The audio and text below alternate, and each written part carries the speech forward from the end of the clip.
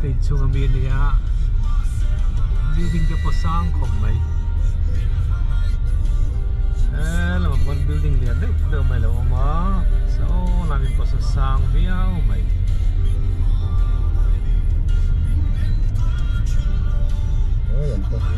stop lại đấy so mình đúng pa sao này cái mà vay ra thì về nó sẽ mấy sao ading lệ tao như sao lệ sao apa ya Baltimore National Aquarium on go na song the sel long ten ya tiang kuang đây cần lên đâu nè này parking cần zoom me cả ấy ta anh đi chứ chuột nó rồi là thế trời mùi hình chả rồi chắc không phải thao cái cài tàu đó đi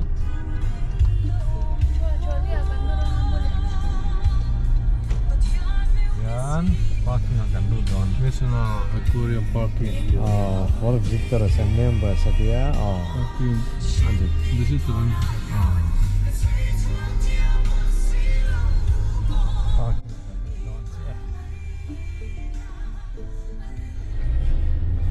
parking nga mo tan kan park do na. Nai sanin le lok thap mai he ti nai hianin kat mangin. Tiarin hong le chia. Trăng cảng cho system thì trăng cảng em mất mấy đi hạt tụ ông lầu khan hạt tụ ông lầu khan cạn mang cái này bắt thì dùng giúp mấy nè hiện có lên pha nhìn về đó này đấy tôi đuổi tới ống khil dia bốc xia khua pai đó xin trên là sốt thôi đó không phải sao cái đâu này một từ tệ rén nè này kan parking letakkan dah tak hian là một hill cho liền đó là một hill sẽ mới một cái là bằng chữ mỏ cái lầnตัวhai à Halo, halo harta itu dek. Halo mana lagi? Kita kian.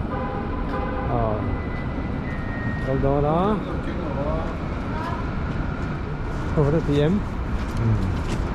Ibu orang sin thế ya. Halo, halo vậy ta nak kalau dah ni hai. Kemudian, parking kita tengah lebih tu dalam sekolah. Halo. Parking lot train kan so ka kemudian tambah kan ni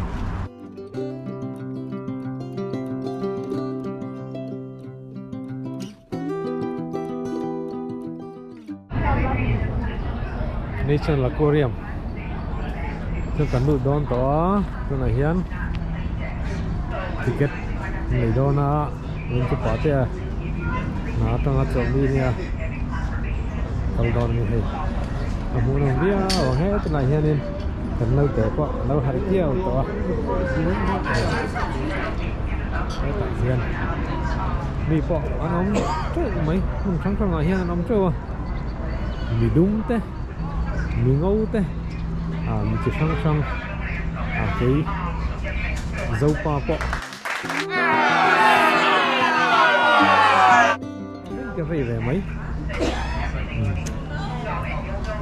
cái nào hiện ticket là từ bên cầm nè cái này cái nào gắn đủ không nè riêng con đây bên cầm là ta làm lại đó nè mấy thằng là tôi riêng cũng cần đủ ta tuy thế mà hình chung rất là nè thì hiện đúng thế tầm ấy mày gì waterfall hiện nay từ rất là nhiều thì thế mà hơi cái nhân bắn đi nó tất cả này thì kia mà dán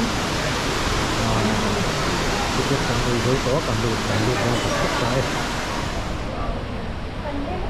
đây thế này sẵn hà lu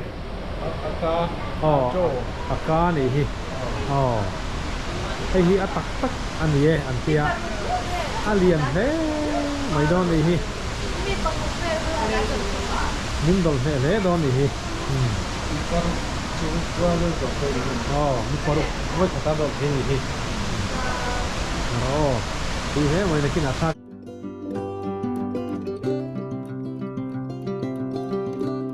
hiền này cái này đi có tăng à rồi hôm nào ta cần là đòn thì thế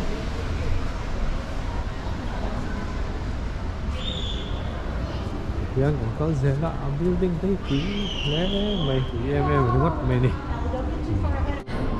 cần lụt ta quý mẹp lẽ mày hay thế chứ quý tất cả này hay thế gì glass này tan quý tao không cái này cái là hiền shark về lòng nó muốn lệch hey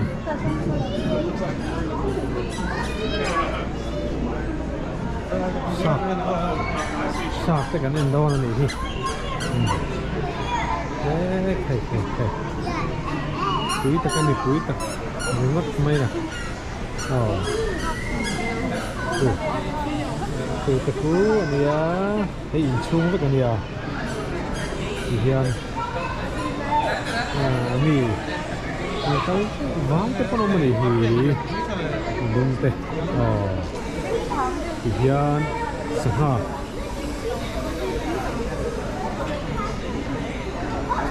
khăng họ mà thì hiền mì cho nên súp bẩn hiền tao có làm này sau lại sang đến liền đấy ôm mình tiệt có vậy phải này có cổ vào này thủ ăn liền nó bốc hết thủ mấy cái sáng này còn không mình không nó chỉ là không còn gì sau lại sang đến lấy súp mày à cái hiền uy hoài sáng mình cái hello boleh minta kau hitam zat kan? What is the name of that fish? I don't know. I think it's like a stingray or something. Stingray, okay. Leopard stingray? Yeah, leopard stingray. Okay. Chuyển tên stingray là những tên này. Cái này đón để chứ. Hey, I don't come here. Đây là có một mút mày. Khi cái chú liên chung với cái này à? Ý tất cả này. So là một cái bảo sang. Khi cái stingray kan tiêu chi khani mo.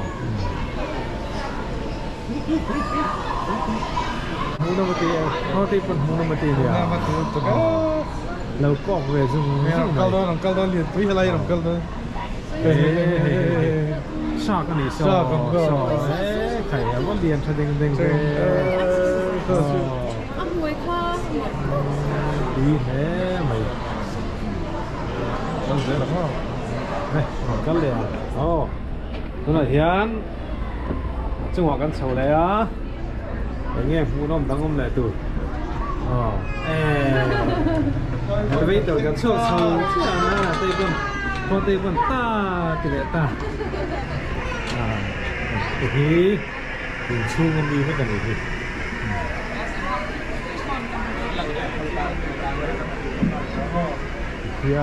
thì hi tim hồi thay cái đầu hơi chừng thằng nhá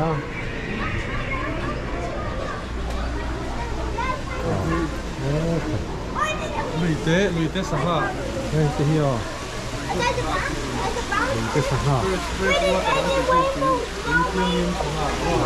cái thiên hình sáng hả anh ấy cái fresh water hay còn cái đấy tiền mà cái này tiền lùi không có về tất cả này hiểu cái này tôi sáng cái tiền mà cái này 부산은 거꾸로 이게 그냥 많이 가네요. 거꾸로 그래요? 뭐 해라 했지. 때 보이는 로 mày anh ấy mày thì hiền. Thế thì hi ở câu xếp cho có xong sao được sao? sao có xếp nó còn đang còn lỏng đi rồi hey hi Chesapeake Morris Maryland sang hao Maryland đông chung có sang hao mong chi này đó là sao Tùy phiên riêng dục bộ mà đều xí à sao tùy phiên riêng sang hao đều là sang hao chi hao này chứ anh té sẹp đều hay ngồi chứ hú nông đăng đài khóc mày lại hiện những tên đầu tiên đi đây mình đang ăn cá lệ đó nó hiện ăn đột lệ chị thì beach nó sao sao nào đấy rất mày It's gonna be hôn nông về khóc mấy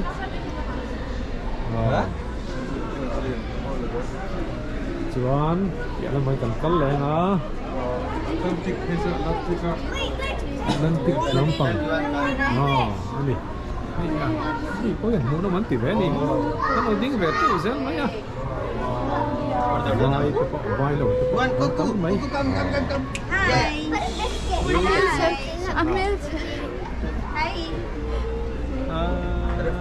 sẽ ha nghe một điều nói gì à Ăn liền khóc mấy ini kan sana pin pok kan pian oh ni You want to look at the fish right down there? Tôi mới ghét ăn tiếng một hình ghét fish ăn tiếng số lại liền quý so ăn lâu I want to catch one of those. tao tóc ăn tiếng Want to catch it? Aram phê đấy tôi chảo được ra thế rồi đó đấy nó nào trên đầu cơ lên so mình liền khóc mấy hay đó cái gì mua từ mua in end. so nha liền so liền Đó rồi thì so nó phải cứ chạm một nhập lẽ mày mình thấy hết rồi ta cái đó nông khóc mấy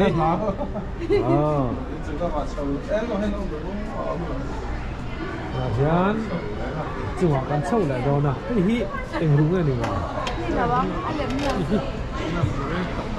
nó mà rượu chu nè, cúi đừng thế, mày, đây trên biển tất cả nè, rượu ngót mày nè, anh cũng mình ông xe cho nên, aru thì kinh nghiệm chung à, khi sao các anh làm hộp ta các hạt rồi hộp ta mà phải à, nó phẳng dọc có vấn đề nó phẳng dọc có vấn đề không con cầu có một hình thực hành đấy á chung là ăn sầu lại đó nó thế ta bỏ hiền nhà ta chưa lại chỉ thêm em mày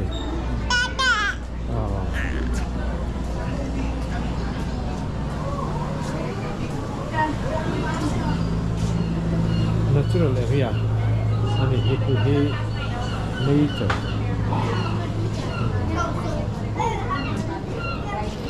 Chơi thế à? Ê chú anh đi về đàn phim cái nature này đi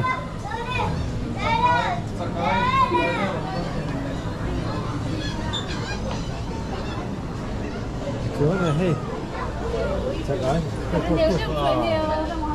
sao còn cho các chụp ở đây chắc ấy vào hey nấu miệng sao làm theo gì cả xem chung là chắc cái phần đi bố hộ cho mình cần lời tắt sẽ hành tiền nghe không tiếng mình nói tiếng cả chẳng có liền chi chẳng có con khăn mang món cũng mà ta ha ăn lâu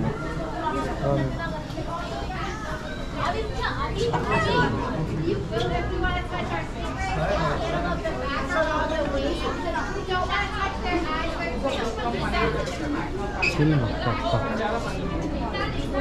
ê anh đúng rồi cái show này thì được rồi crab chắc cái chỉ được chỉ hồi xuân Authentic horse soup crab. Cái nó nung rất thôi này. Cái này hiện nghe thì ô.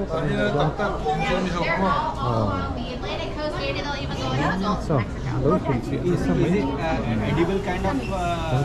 There's not very much to them. People don't really eat them very often. I think Why are sometimes yellow more so zone? people eat their eggs. Còn nói nó có Does it sao phải harm cái you, mình like sao they stink or something? Nope, not at all. chun vàng Eyes there in the front, okay? So in the middle of the back.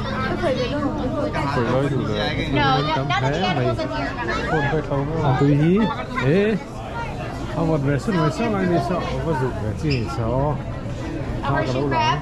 We're gonna touch right here in the middle.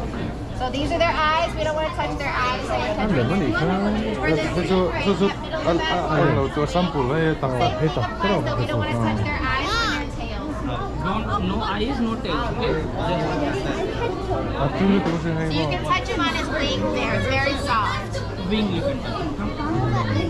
No. Keep on. nó bé mày nó đi phải về đó đấy hoa nó phải sâu lâu nhỉ khá là bà phan đi chung rồi nó như thế This is your first time? Well, My first time touching him. Well, welcome. You can touch any of the animals that are in here. They are all safe to touch.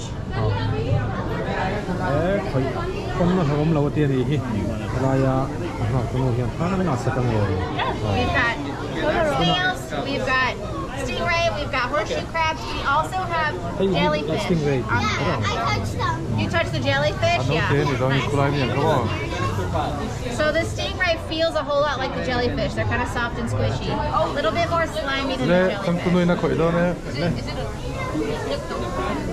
Yeah, so that tail, a lot of people think that tail stinks. It helps them to flip back over when they're upside down. He's just not trying.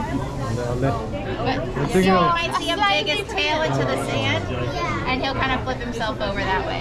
Yeah, just watch out for the eyes. 그러나 그러니까 con commentator like cameraman stingray stingray yeah Yep, so on the wings is a good spot to touch. Yeah, it's very deep down. sorry let me take off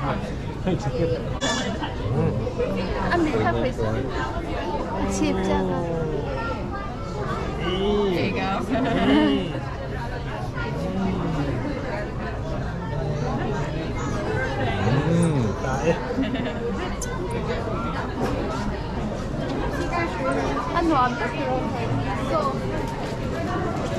cái stingray điên khá thì quá nó bị thay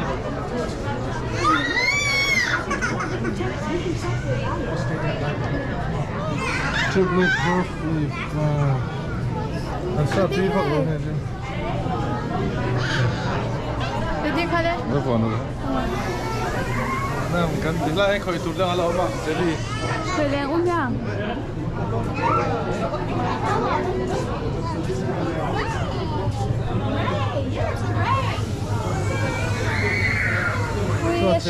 sen kol liền chi sen kol liền này so sen kol so kutum tiat vel so so ya chi la cột so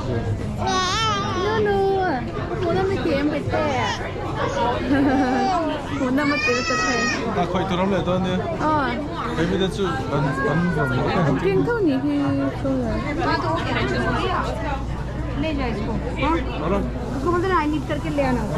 jelly hey jelly can we try Yes, so you're just gonna use 2 fingers like this and go over the smooth sides.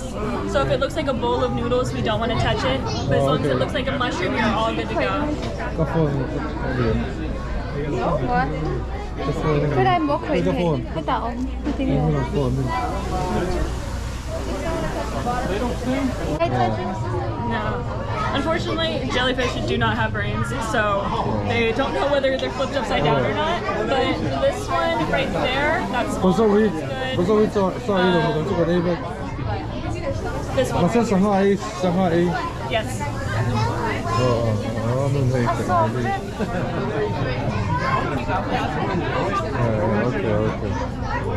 이렇게 보자 플라자 많이 나 애는 많이 쓰는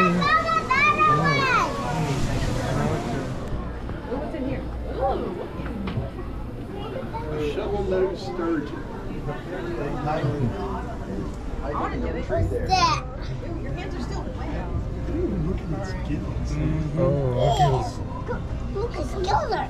Zo'n dam is zo, dat is een. Oh my god. There's a bigger one, Cam.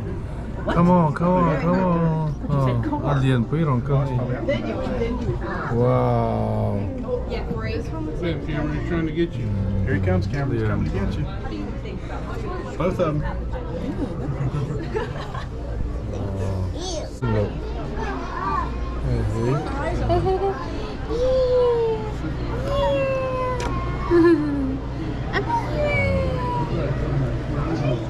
Wanna man do it?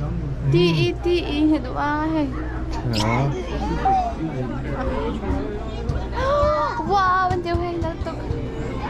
Nó Hey, feeding. Lunga betchi. Lunga betchi mà sẽ hey, hơi Thiếu nồng với cái này lớn thiếu nồng vét. Cú lại thì cô té mà. Mình hay làm gì đây thiếu nồng với cái này. Rong chỉ xong. Một thế. Cái liền phát khóc về hè rủ rồi thì. Đây là với làm phẳng cái cà phê tổ nó sọt ra nè. Cái liền khóc. Oh. This.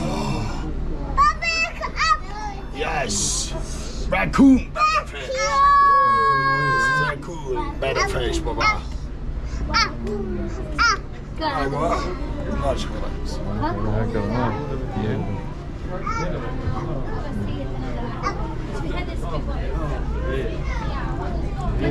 cái purple cái yellow cái nó mình nghĩ cái môi nó tụt cái. Fairy blast này, cái fairy blast này. Fairy blast. Môi nó tụt. Fairy blast. Swan. Ito yung môi Baba. Mustard hill crocodile. So lại mình sao? So. So bớt sờn nung thâu nè, lung ang ina lang mo.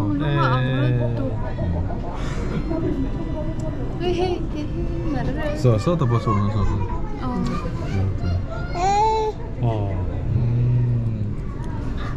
Ta, tiga. Biết ta thì là Môi thế mà đi chứ.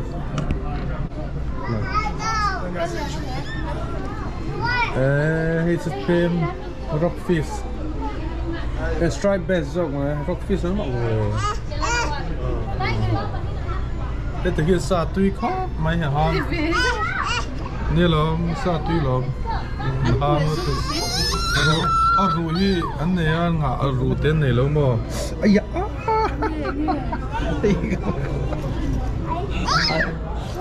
Vất tắm về. Linh về. Nó mà tiêu tụi cái đưa tụi ba. anh ngồi hay zoom nó tụt. Guys. Chúng nó mà hẳn sầu lên ấy. Hết đây là thêm gì? Thêm cố ta nói ông chim mà lấy chứ mà sao thêm tất cả ông chim nha hay chứ sao bọn tuy vật lỏng hay chứ mà như là vậy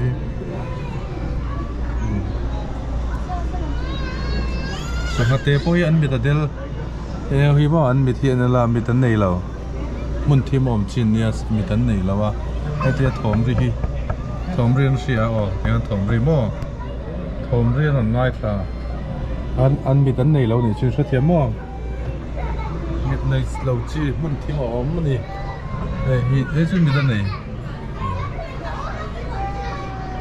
cũng là không sầu nữa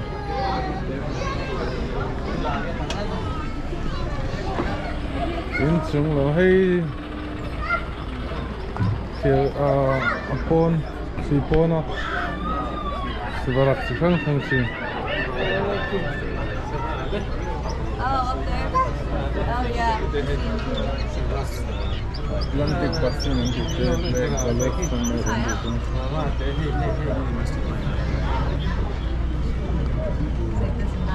so it's on the way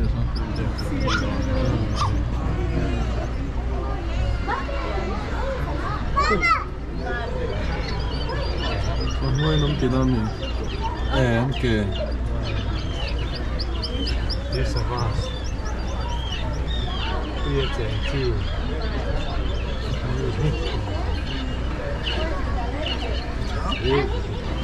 Cái này cái đó.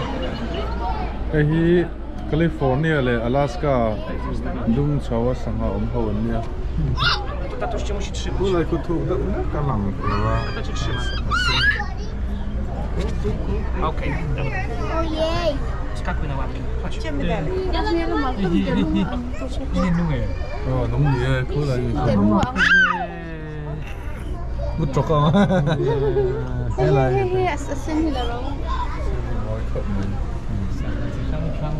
Hey, chú color. Cha của mũi nhật lập tên này. Tuy đó bang. Tùy mấy tiền. Tùy bia bằng.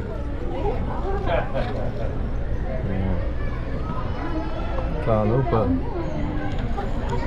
Relax về này, relax về. Cái tiếng là sơn khai được ya. Sơn khai được. Sơn nhiên rồi.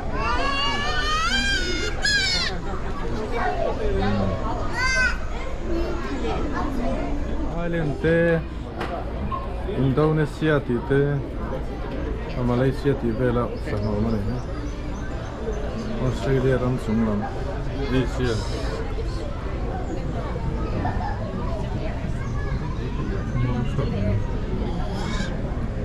An idea. Yeah. Yeah, that one with like the purple one.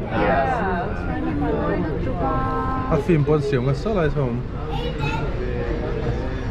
Anh cái sang phim thế cái anh cái. Nemo cái sao là sao. Nemo cái.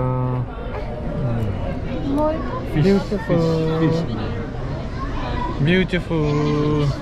No,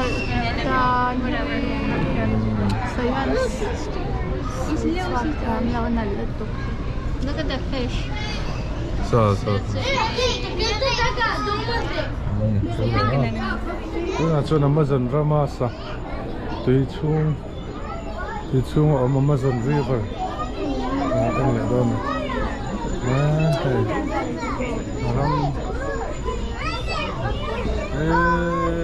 Bây giờ bắt liền về hết thì người cả Satil home safety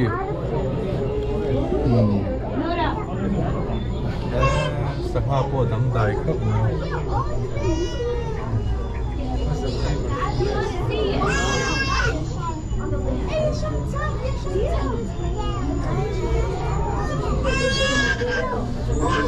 Satilทั้งใดที่ก็เลยมีคู่เรียนสักพวกไว้เอ็มสมาไงเดี๋ยวว่าร้อยลำรุ่นให้เสร็จแล้วเดี๋ยวกันจุดตัก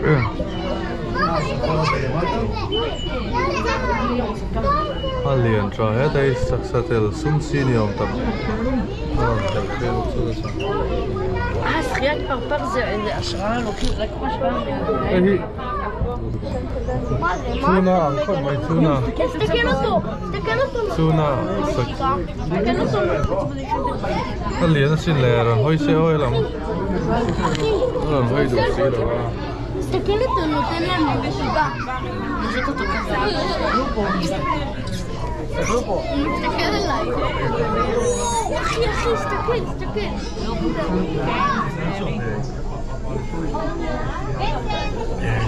one. He's huge. The whole thing there,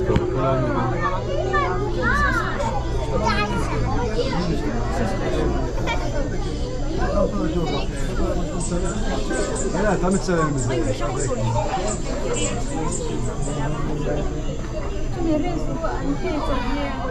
Alien, theo không mà hay chưa? Silver arowana. There's a catfish. Ting it ya. Try là được rồi. Đây giant red tail catfish anh chị. Catfish giant red tail anh chị sao mấy sinh so. Liền chắc khóc mấy sùm đi về rồi nó hả?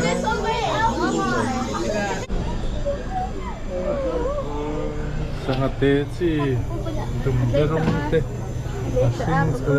ada sih. Andari air mai tim sih ngapon dari air ha. Anoi kap mai.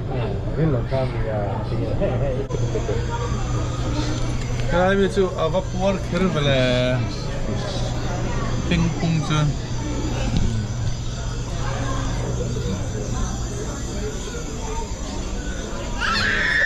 Ki rule. Itu tùy cam khoang bài thế hết thì rule and rule này khi and rule này những là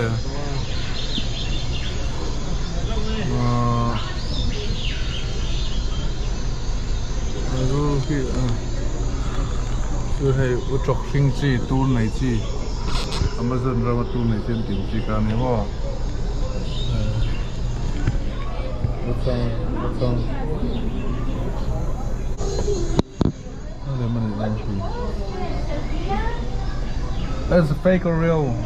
Real. Real.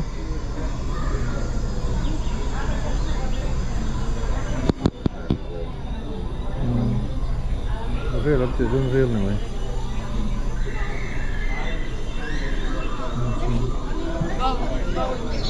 Chúng nó vẫn sầu là đó này.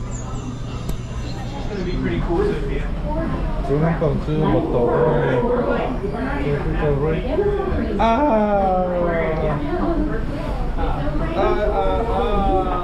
That's a đó là tropical rainforest lắm mà. Sáng nào đến đó thì có lẽ đây cũng rất sâu.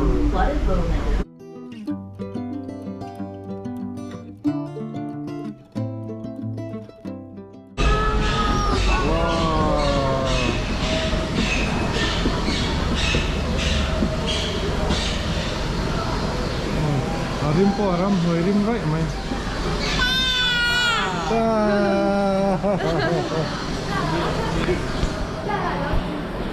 Tidak tu.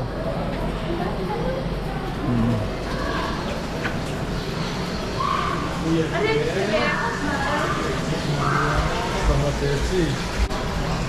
Oh. Iya.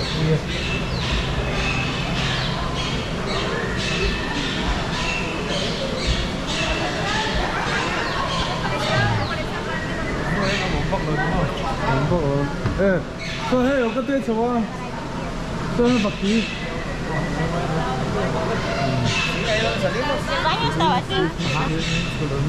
A ver, quiero ver.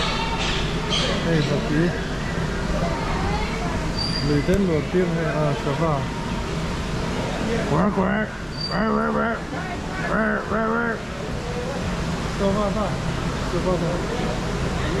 vậy?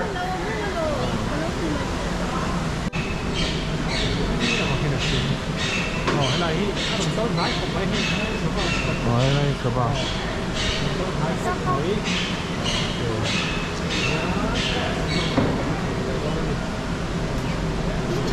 Aaron, sao? Hey. Chứng là ăn sầu đấy. Môi tốt mà hay tropical.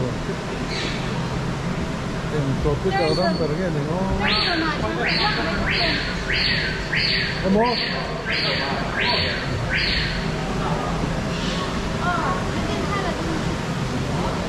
Ê, hết là gì quý đó.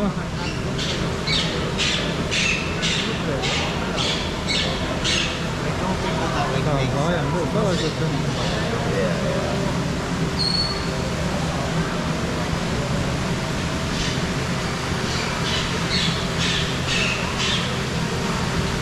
Super. Đó là chứ cái môi chi làm chi cho nó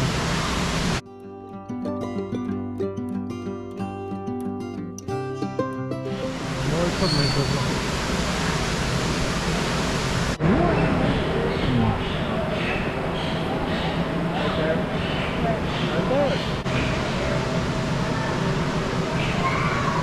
yeah, so golden. What kind of monkey is that?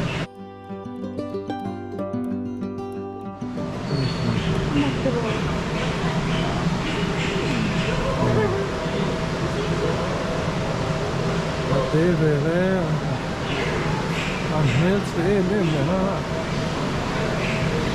không rồi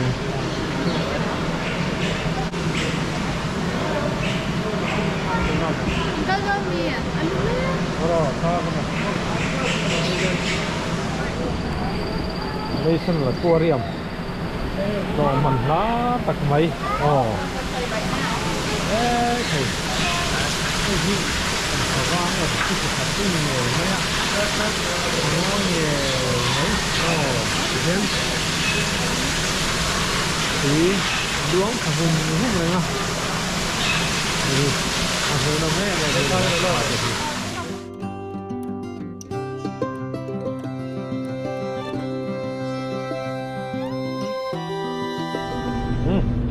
trời đó này mới lắm ạ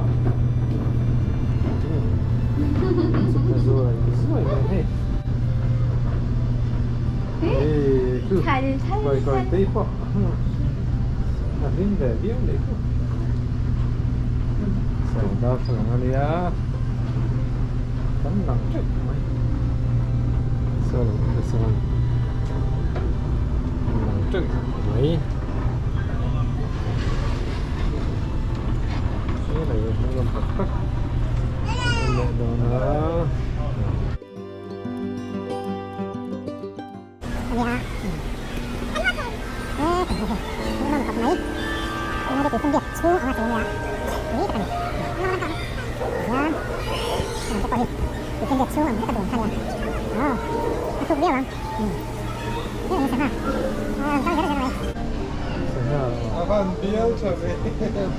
muốn từ mấy cái xìa đấy nghe mà đi từ đó này hiền hình giống hình chu với cái này à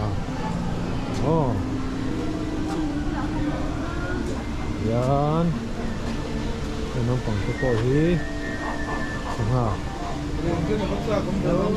sẽ mấy anh tan thuốc mày à đây anh điểm bậc cái đồng cá lò vậy ạ đây là điểm thuốc có gì thế đó nó tắm này hết mà hết sao đi sang hả cái này hết có đồng cá đây hey sẵn hả gì khác sẵn nó có mẹ chút tàu mấy muốn nó khóc mấy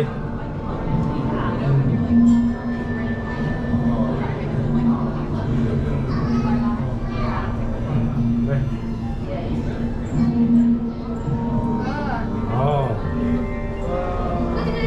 em đây nó mặc tiệm mấy đi hình sẵn hả có dùng mày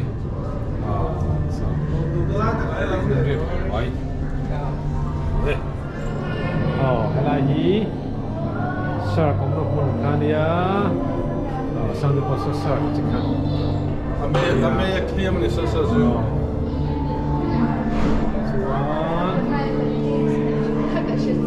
thế là gì cái bộ này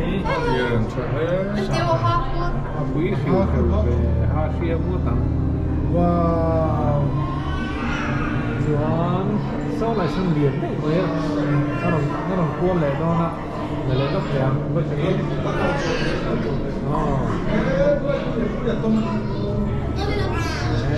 ăn tiền rồi đấy mày ý sợ cái nhá sợ cái sợ thì bộ ý anh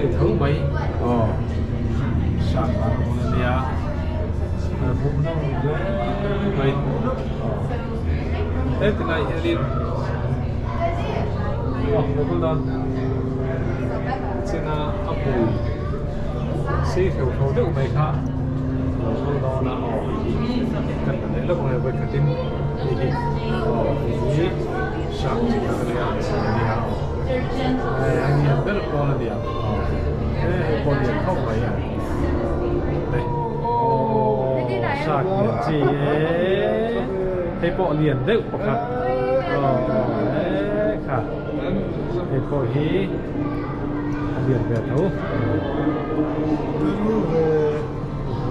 không phải đi xem là aquarium trước hết mà đá thế mấy vẫn là một nói được từ phương điện sẵn à từ phương điện xuống nó bằng tên xe mà không so là nó sao một sinh bao ai bị so lên câu tôi cái so à anh câu tôi cái anh define so chú mà so anh biết so lại có so bakal ông so là sao pathum sinh pathum mình so anh define bé cái này anh biết ông được bé đây aquarium anh câu tôi sinh lại sao năm riếu mày à không được câu sợ antifa đây thì lại khi hun khâu bị cái mỏ trainer khăn ông mà khăn show khăn này trên tụi nó tất khi là show hun lâu hun lại như vậy là nói là mà dolphin anh nằm tắc tăng ra anh train lâu hun anh nằm nạc cái này thì khiนี่ซึ่งเราก็เรียนช่วงคันยาดอลฟินนักมุนันนี่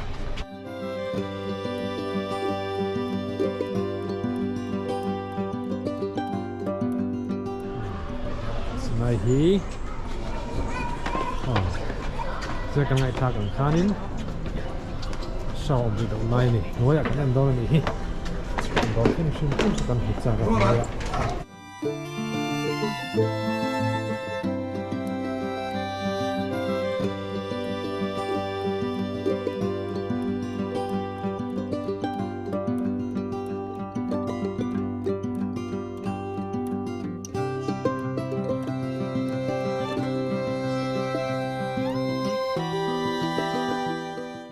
còn rất là luôn mình đi chu đi à kí đầu phim oh đây hình ấy anh còn chưa lên này chắc là con lẹ của bà tại anh đi về gần những chuyện làm đang trốn khảo rộng này là trong phòng rồi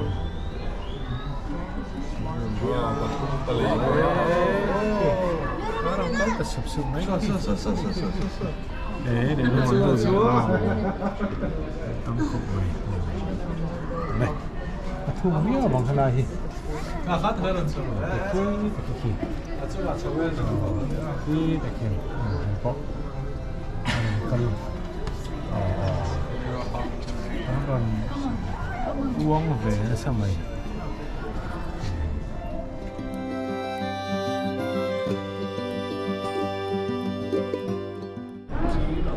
dolphin show nó muốn trên này hàng lại hi anh chun nó muốn này hay splash on để hàng trên hết tụi còn thêm party nè nha yan lại xin nói hiền so là so không gì mày downstairs liền rồi là mình building thì cái này hi mày mình tóm tập trung thế nào nói dùng cái gì apuy ini rengok no apuy ini rengok no cái nào cái show live dari awal sok video ini nak cuan cái kan aquarium Baltimore Maryland kan fan su zo le tarang bai kan ho ta da na ni Đưa tới thế phải ra mà này phải đưa em muốn nó mình lâu thì cần base say like and subscribe